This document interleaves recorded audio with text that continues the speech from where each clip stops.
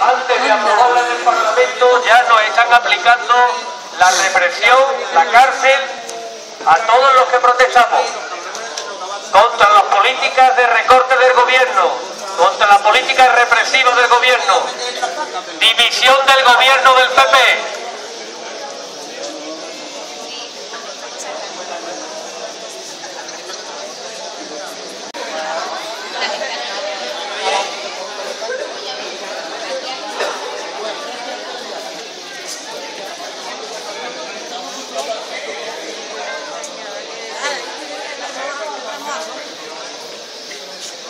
De represión y de recorte.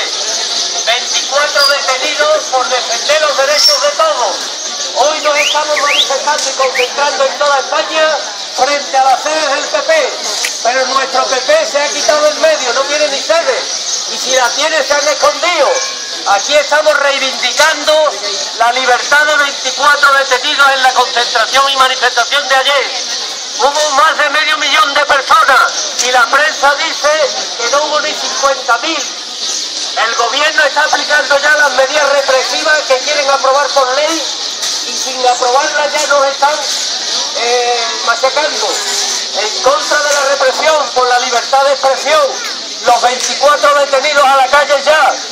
Todos los días nos vamos a concentrar hasta que suelten a los 24 detenidos. En todas las sedes del PP de España hay hoy a estas horas concentraciones. La lucha paga en contra del gobierno que reprime